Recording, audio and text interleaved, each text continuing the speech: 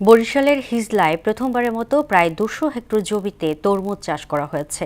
জমি বর্গা নিয়ে লাভের আশায় তরমুজের আবাদ করলেও হতাশ কৃষকরা। তাদের অভিযোগ, সার সংকট সহ সরকার নির্ধারিত দামের চেয়ে বেশিতে সার কিনতে হচ্ছে। যদিও সংকটের অভিযোগ অস্বীকার করেছে উপজেলার কৃষি বিভাগ। মোহাম্মদ নূর নবীর প্রতিবেদন, জানাচ্ছেন মাহমুদ আক্তার। বরিশালের হিজলা উপজেলার বাউসিয়া, বড়জালিয়া, হরিনাথপুর ও চরকিল্লা এলাকার বিশাল চরভূমিতে এই প্রথমবারের মতো তরমুজ চাষ শুরু হয়েছে। কৃষকরা ইতিমধ্যেই শুরু করেছে জমি প্রস্তুত, চারা উৎপাদন সহ সব ধরনের কাজ। তবে কৃষকরা সার সংকট সহ সরকার নির্ধারিত দামে সার না পাওয়ার অভিযোগ করেছেন। টিএসপি রাখছে ১৬০০ টাকা আর ড্যাপটি যেটা বিডিসি এটি রাখছে ১৪০০ টাকা, মানে অতিরিক্ত রাখছে। এত রাখার নিয়ম নেই, তারপর হারা কইতেছে সার নাই। অনেক খরচটা অনেক বৃদ্ধি।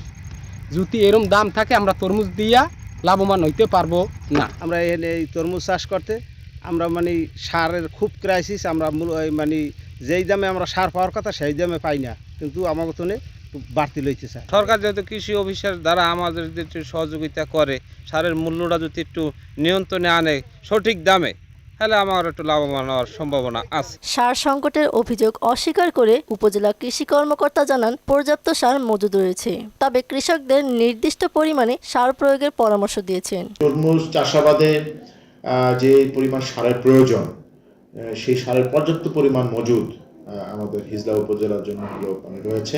উপজেলা কৃষি অফিস সরাসরি তাদেরকে মাঠে কোনো ধরনের টেকনিক্যাল যে বিষয়গুলো রয়েছে তাদের সেই পরামর্শ দিয়ে সহযোগিতা করছে। তরমুজ চাষে সব ধরনের সহযোগিতা করবে কৃষি বিভাগ, আশা চাষিদের। মাহমুদ আক্তার, মোহনা সংবাদ।